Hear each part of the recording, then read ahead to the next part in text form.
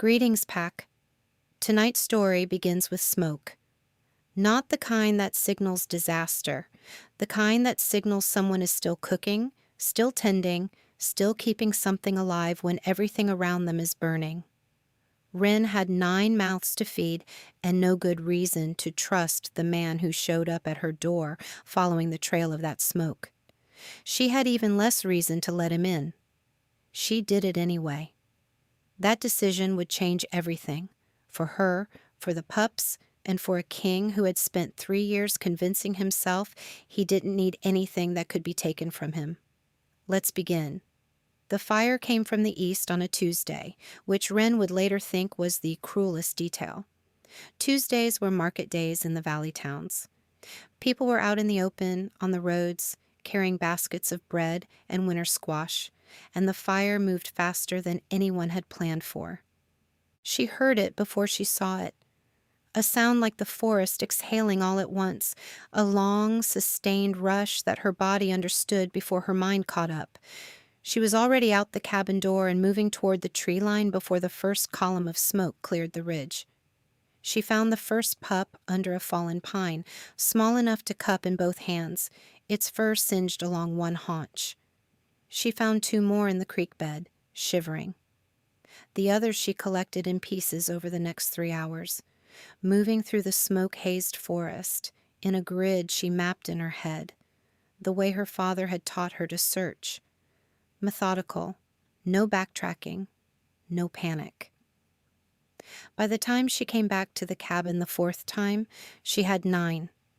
9 wolf pups, none older than 8 weeks, at least 2 of them injured, all of them terrified.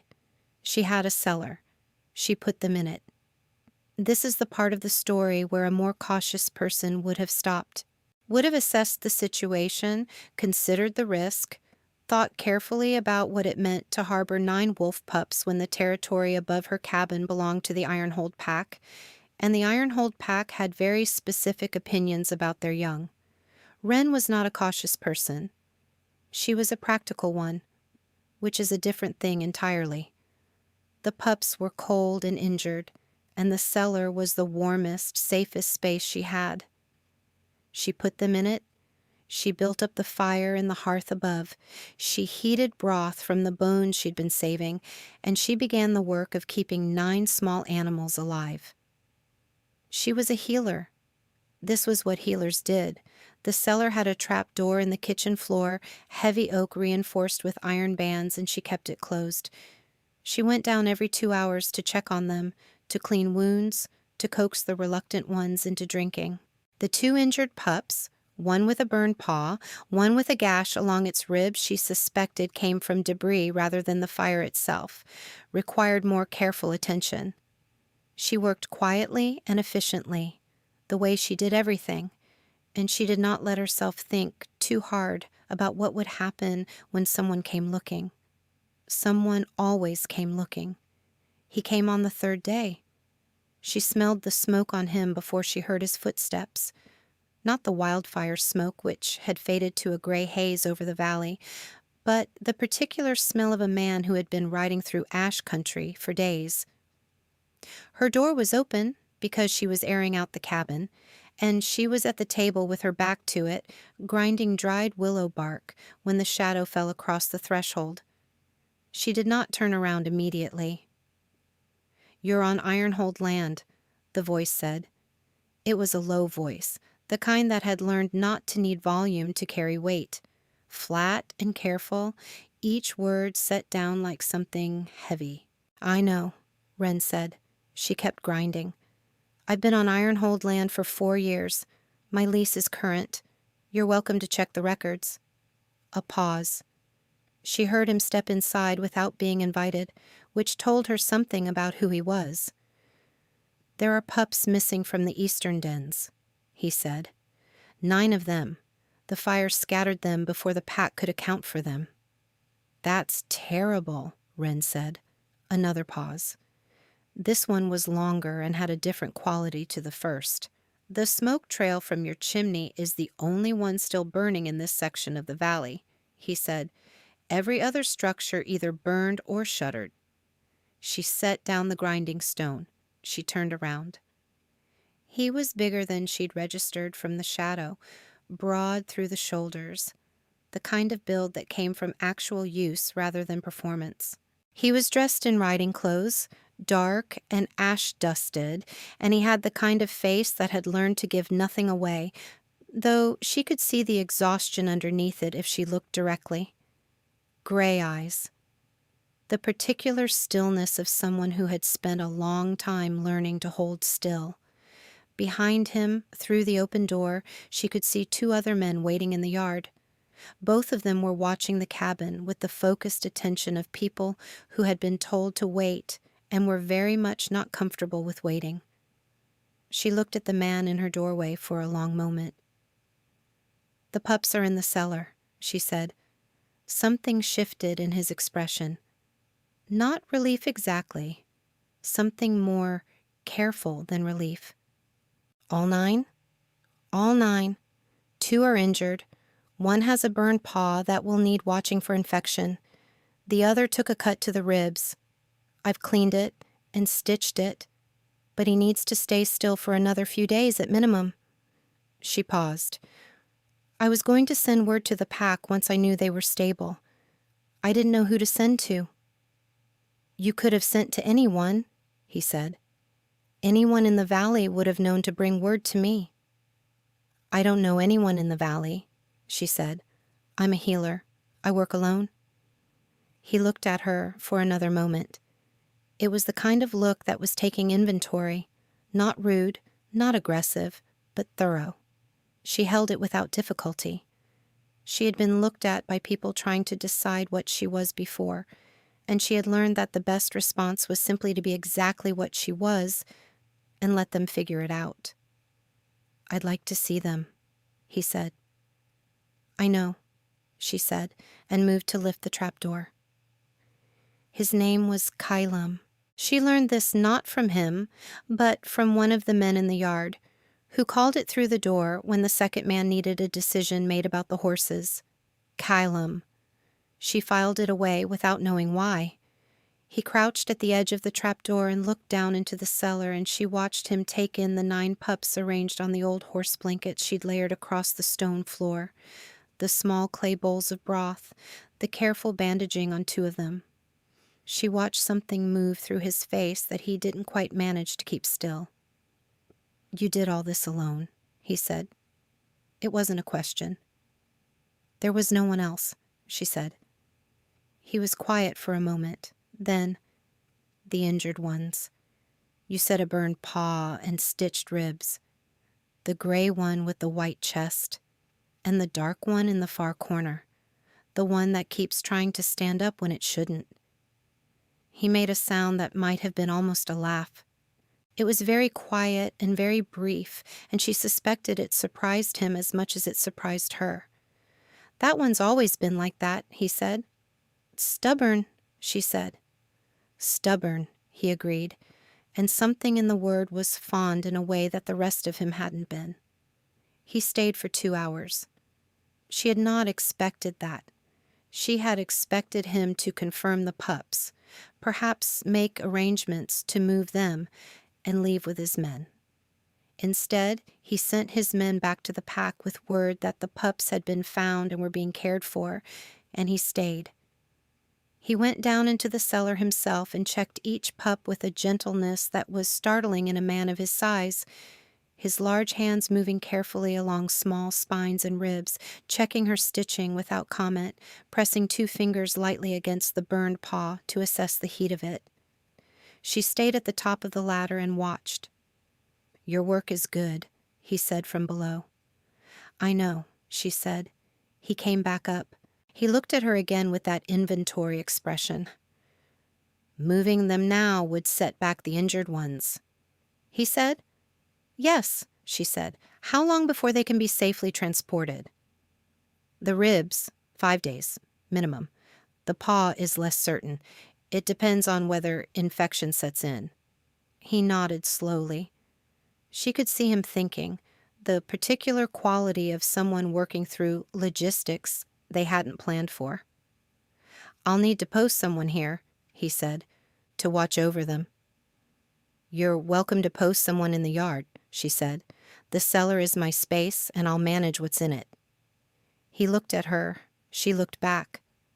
"All right," he said, and it was the first time she'd heard him say something that sounded like it had cost him something. He came back the next morning. She had not expected that either. She was in the cellar when she heard his boots on the kitchen floor above her. She recognized them already. The particular weight and rhythm of how he walked, which was something she noted and did not examine too closely. She came up the ladder to find him crouched by the hearth, adding wood to the fire she'd let burn low, his back to her. "You don't have to do that," she said. "The fire was going out," he said. "I was going to rebuild it when I came up." "I was already here." She looked at the back of his head for a moment. He was wearing a plain wool shirt today, no riding coat, and she could see the tension across his shoulders that he was probably not aware of. She went to the table and began measuring out the morning's medicines. "How are they?" he asked without turning around. "Better. The stubborn one tried to climb the shelving unit at some point in the night. I've moved him to a crate."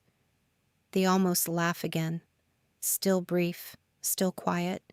"And the burned paw?" "No infection yet. I'm cautiously optimistic."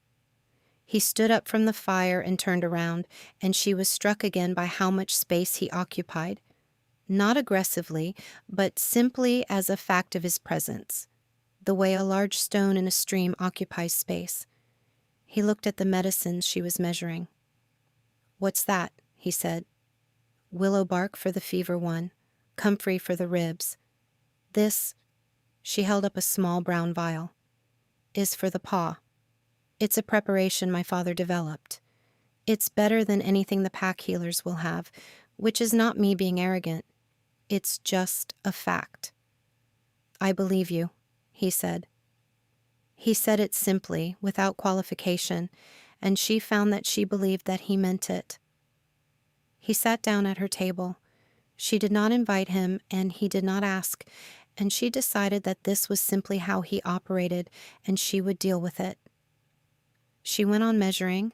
He watched her work with the same inventory attention he'd turned on her the day before, and she let him, because she had nothing to hide, and the work was more interesting than the watching. "You said you've been here 4 years, he said after a while. "Yes." "I didn't know there was a healer in this section of the valley. Most people don't until they need one. And then they find you. And then they find me," she agreed. He was quiet again. She had begun to understand that his silences were not uncomfortable. They were simply the spaces he left around words, the way some people needed more room between thoughts than others. She found she didn't mind them. "You live here alone," he said. "Yes." "No family." "My father died 3 years ago. He was the one who held the lease originally. I renewed it in my name." "That's unusual."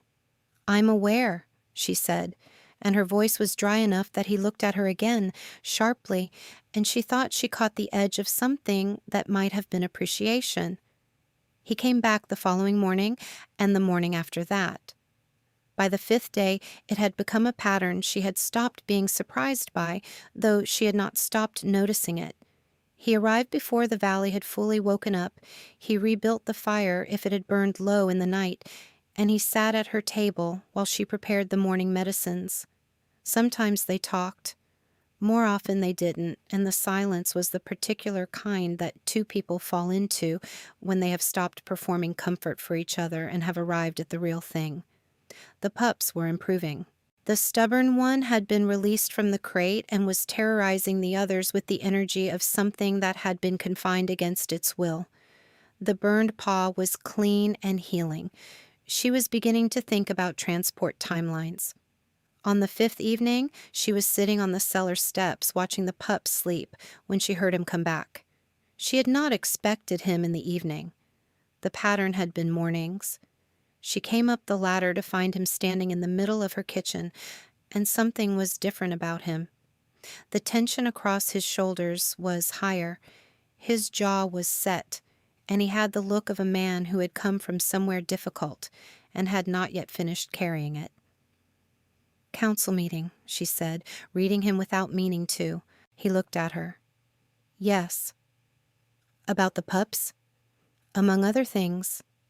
He paused. "About you." She set the cellar door down carefully. "What about me?" "There are members of the council who feel that the correct response to finding a human healer harboring pack pups is not daily visits from the Alpha King," he said. "They've expressed this opinion with some force." She considered this. "Are they wrong?" He looked at her for a long moment. His jaw worked slightly. "No," he said. "They're not wrong. It's unusual." "Unusual," she said. "That's one word for it. What word would you use?" She thought about it honestly. "Complicated," she said. "I'd use complicated." He was quiet. She watched the tension in him and thought about what it cost a man who had learned to hold everything still to walk into a room full of people, demanding explanations for something he didn't fully have an explanation for. "What do they want?" she said. "For me to move the pups now. Tonight, regardless of the medical timeline." "The ribs aren't ready," she said immediately. "I know. Moving him now risks reopening the stitching. If the wound tears internally..." "I know," he said again, and his voice was flat and final, and she understood that he was not arguing with her, he was agreeing with her, and that this was the problem. "Then tell them no," she said. He looked at her. "You're the Alpha King," she said. "Tell them no. The pup stays until it's medically safe to move it. That's not a complicated position. It's a medical one." Something shifted in his face. Not much, just a fraction. "You make it sound simple," he said. "It is simple," she said. "The hard part is something else." He looked at her for a long time after that, and she let him look, and she did not look away. "Yes," he said finally. "The hard part is something else." He didn't leave immediately. He sat at her table again, and she made tea because the evening had gone cold and because it was something to do with her hands, and she put a cup in front of him without asking, and he wrapped both hands around it without comment. They sat on opposite sides of the table with the tea between them and the fire behind her and the trapdoor in the floor between their feet. And she thought about what it meant that a man who ran a pack of several hundred wolves kept coming back to her one-room cabin before the valley woke up. She thought about it, and she filed it away, and she went back to watching the fire. "Why did you come back?" she said. "After the first day." He looked at the tea. "The pups needed monitoring." "You have pack healers." "Yes." "You could have sent one?" "Yes." She waited. "I didn't want to send one," he said. She held his gaze. He held hers. Neither of them said anything for a moment that was too long and too short at the same time. "All right," she said, and went back to her tea. The council came on the 7th day. She heard them before she saw them. 4 horses, 2 of them carrying men in the formal dark coats of Ironhold council members, one carrying a woman with the particular upright posture of someone who had spent decades being the most important person in any room she entered. They came up the path to her cabin with the careful, deliberate energy of people who had decided something and were here to make it official. Wren was outside when they arrived, hanging herbs to dry on the line she'd strung between the cabin corner and the old fence post. She did not stop what she was doing. The woman dismounted first. She had silver hair and sharp eyes, and she looked at Wren the way people sometimes looked at things they hadn't accounted for in their planning. "You're the healer?" she said. "I am," Wren said. She pinned a bundle of comfrey to the line. "Councillor Marin Valdis," the woman said. "I'm here on behalf of the Ironhold Council regarding the pack pups currently in your possession." "They're not in my possession," Wren said. "They're in my cellar. There's a difference." One of the men behind Councillor Valdis made a small sound. Wren didn't look at him. The council has voted to have the pups transferred to the pack healers immediately, Valdis said, regardless of your assessment of their readiness. One of them has stitched ribs, Wren said. Moving him now risks the wound. Our healers are capable of managing the risk.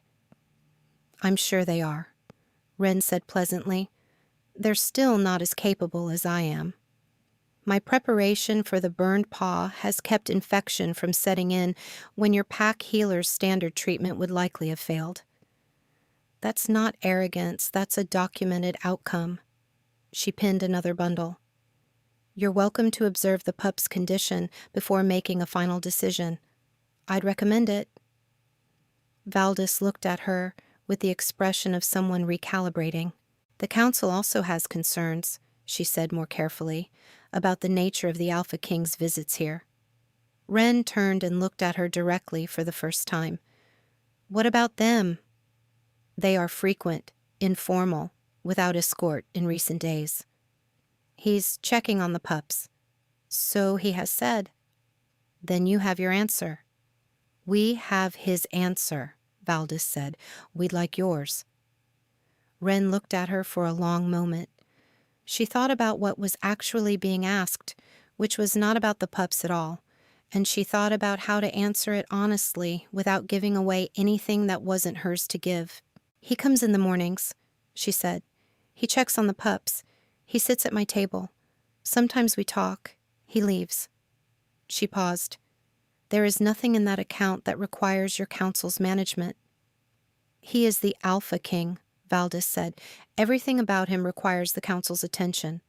Then I'd suggest, Wren said, that the council pay attention to the things that actually affect the pack's welfare and leave the man's mourning habits to him. The silence that followed was the kind that meant she had gone further than was comfortable. She was aware of this and did not retreat from it. Caelum arrived 20 minutes later. She heard his horse before she saw him, and she saw the moment he registered the council horses in her yard. His shoulders shifted, something in his posture going very slightly more controlled, which she had learned was his version of preparing for something difficult. He dismounted and came through the gate and looked at the council and then at her, and she gave him the smallest possible nod that meant she was fine. Something in him settled, fractionally. Councillor Valdis, he said, I wasn't aware the council was visiting today. We weren't aware you'd be here, Valdis said, again. The pups are under medical care, he said. I'm monitoring their progress. Caelum. Valdis's voice shifted, less formal, more direct. The council is concerned. You know what we see when we look at this situation. Tell me, he said, and his voice was flat and final and gave nothing. A human woman, alone, with pack pups. A king who visits daily without escort. A bond that... She stopped. The yard went very quiet. Wren looked at Caelum. He was looking at Valdis with an expression she couldn't fully read, but she could see the jaw, the way it had gone tight, and she could see his hands, which were very still at his sides. A bond, Wren said. Everyone looked at her. Is that what this is about? She said. She kept her voice even. You think there's a bond? Valdis looked at her carefully. We think it's possible. Wren thought about the mornings, the fire rebuilt before she came up the ladder, the tea, the silences that had stopped being uncomfortable, the way she had started listening for his boots on the kitchen floor, the way she had, without deciding to, begun to think of the space across the table from her as his. She thought about all of this, and she kept her face very calm. That, she said, is between him and me. It is not, Valdis said, not unkindly. In Ironhold, a bond is a pack matter. It requires formal acknowledgement or formal dissolution. A bond that is neither named nor severed creates instability. Then perhaps, Wren said, someone should have explained that to me before the 8th morning. Caelum made a sound. It was very quiet. She thought it might have been her name. The council left an hour later with a formal deadline: 7 days for the bond to be named or dissolved, or the council would intervene in ways Valdis described as regrettable but necessary. Wren stood in the yard and watched them go and did not move until the sound of the horses had faded entirely. Then she turned around. Caelum was still there. He was standing by the fence, his arms crossed, looking at the ground, and he had the look of a man who had just had a private thing dragged into public light and was still deciding what to do about it. "Come inside," she said. He looked up. "Come inside," she said again. "We need to talk." He followed her in. She put more wood on the fire, and she did not offer tea this time because this was not a tea conversation. She sat down at the table and she looked at him across it, and she waited. He sat down slowly. He put his hands flat on the table, which she had come to understand was what he did when he was trying to hold himself very still. "How long have you known?" she said. He was quiet for a moment. "Before you crossed the courtyard," he said. "When the gate opened, the first day." She held that for a moment. She thought about what it meant to know something on the first day and spend 7 days saying nothing. "Why didn't you say anything?" she said. "Because saying it makes it real," he said, "and real things can be lost." His voice was flat when he said it, the way his voice was always flat, but she could hear what was underneath it, the particular quality of someone who had learned this lesson in the most specific and painful way possible. "Tell me," she said. He looked at the table. 3 years ago," he said, "there was another bond. I named it." The woman left 4 months later, crossed into the Vale territory and didn't come back. He paused. "I spent a year looking. The bond faded when she crossed the border. I don't know if that was her choice or mine." Wren was quiet. "I decided," he said, "that naming things was what made them possible to lose. That if I didn't name it, it couldn't be taken." "And then I showed up," she said, "and then you showed up." He looked at her finally. "With 9 pups in your cellar, and no reason to trust any of us, and a complete unwillingness to be anything other than exactly what you are." She held his gaze. "And that was a problem." "That was a problem," he said, "because I couldn't explain you away. I couldn't decide you were nothing. I came back every morning because the alternative was not coming back, and I couldn't—" He stopped. His jaw tightened. "I couldn't do that." She thought about what it cost him to say that. She thought about the hands flat on the table, the controlled stillness, the 3 years of deciding that silence was protection. "I'm afraid," she said, "that you'll spend the rest of your life waiting for me to leave and miss the part where I don't." He looked at her. "I'm not her," she said. "I'm not going to tell you that means I'll stay forever, because I don't know that and neither do you. But I've been in this valley for 4 years, and I renewed my lease in my own name, and I've never run from anything in my life." She paused.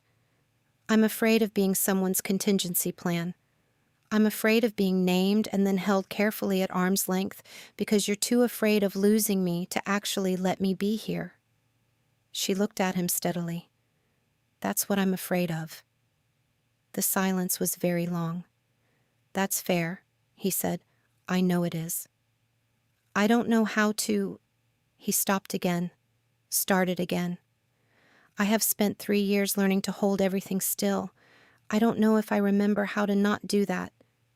You rebuilt my fire," she said, "every morning. You didn't ask. You just did it." She held his gaze. "That's not holding still. That's something else." Something in his face shifted. More than a fraction this time. More than she'd seen it shift before. "Yes," he said. "It is." She reached across the table and put her hand over one of his. His hands were still flat on the table, and her hand was small over his, and she felt him go very still in a different way. Not the controlled stillness, but the stillness of something that had finally stopped bracing. "Name it," she said, "and then let me be here. That's all I'm asking." He turned his hand over under hers. He held it. "All right," he said. The naming ceremony was held in the Ironhold courtyard 10 days later, on a morning that came with frost on the stone and a sky the particular pale gray of early winter. The entire pack was there. She had not expected that, the sheer number of them, filling the courtyard and the gallery above it and spilling out through the main gate into the yard beyond. She stood in the center of it in her good wool dress and her father's leather satchel over one shoulder because she had come from checking on a patient and hadn't had time to go home first. And she thought that this was probably not the dignified entrance most people made at their bonding ceremony. Caelum was waiting at the center of the courtyard. He was in formal dress, dark coat, the Ironhold chain across his shoulders, and he looked at her coming through the crowd, and his expression did the thing it did sometimes. The thing she had started to be able to read, which was not quite a smile, but was the place just before one. She walked toward him, and the pack went quiet around her, and then she felt it. The ripple. It started at the edges of the crowd and moved inward, a wave of people and wolves going still, heads lowering, the particular silence of a collective recognition. She had read about this in old pack law texts. She had translated descriptions of it in 3 different languages. She had never expected to be standing in the middle of one. She kept walking. When she reached him, he looked at her for a moment without speaking. "You brought your bag," he said. "I had a patient," she said. "On the morning of your bonding ceremony?" "He had a fever. It couldn't wait." The almost laugh, real enough this time that she heard it properly, and she thought it was a good sound, the kind of sound that had been waiting a long time to be used. The formal words were spoken by Counselor Valdis, who managed them with the careful precision of someone who had voted against this and was being professional about it. Wren said her part clearly and without hesitation. Caelum said his the way he said everything, flat and final, no explanation offered, none needed, except that when he said her name, it was not flat at all. And she thought that was the thing she would remember most.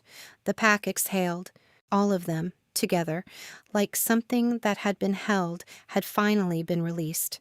Afterward, in the quiet of the room he'd given her in the keep. Her cabin was being winterized, a project she had not requested and had stopped arguing about. She sat on the edge of the bed and looked at the fire he'd built in the hearth before she arrived, because of course he had, and she thought about 9 pups in a cellar and smoke rising from a chimney and a man who had followed it through ash country because something in him already knew. He came in without knocking, which was something she had also stopped arguing about. "The stubborn one bit Counselor Heron's boot," he said. She looked up. "At the ceremony?" During the reception, Heron was making a speech. She considered this. "I can't say I'm sorry." "Neither can I." He sat down in the chair by the fire, the way he sat at her table, settled, like he'd always been there. "The pack healers have officially requested your notes on the burned paw treatment." "They can have them," she said. "I'll write them up this week." "They also asked if you'd be willing to consult on 3 other cases." "Tell them yes." She paused. "On the condition that I'm consulted, not overruled." "Noted," he said. He looked at the fire. She looked at him looking at it. "When did you know?" she said. "Really know. Not the gate opening." He was quiet for a moment. "When you told the council that the hard part was something else," he said. "And you were looking at me when you said it." She thought about that. "That was day 7. "Yes." "You waited 3 more days." "I was working up to it." She looked at him. He was looking at the fire, but she could see the edge of the almost smile. The real one. The one she was beginning to understand was hers specifically. "Caelum," she said. He looked at her. "The fire's fine," she said. "You don't have to watch it." He held her gaze for a moment. Then he crossed the room and sat beside her on the edge of the bed, and she leaned into him slightly, and he put his arm around her, and they sat there together watching the fire that didn't need watching while the frost settled on the stone outside and the pack moved through the courtyard below, and somewhere in the keep, 9 growing pups were causing problems for people who deserved it. The fire burned steadily. She had built it well. So had he. It would last the night. Pack, here's what I keep coming back to with this one. Caelum spent 3 years deciding that silence was the same thing as safety, that if he didn't name what he felt, he couldn't lose it. And then Wren walked through his gate carrying 9 orphan pups and a bone-handled medical kit, and she was so completely, stubbornly herself that he couldn't find a way to explain her away. She didn't ask him to be unafraid. She just asked him to name it and then let her be there. That's the whole thing. That's the whole story. So tell me, did Caelum wait too long, or did he wait exactly long enough? And what do you think Wren would have done if the council hadn't forced the conversation? I have a theory, and I think you do too. Drop it in the comments. I want to know if we're thinking the same thing. If this one hit, share it with someone who needs a story about a stubborn healer and a king who followed smoke through ash country. I'll see you at the next fire pack.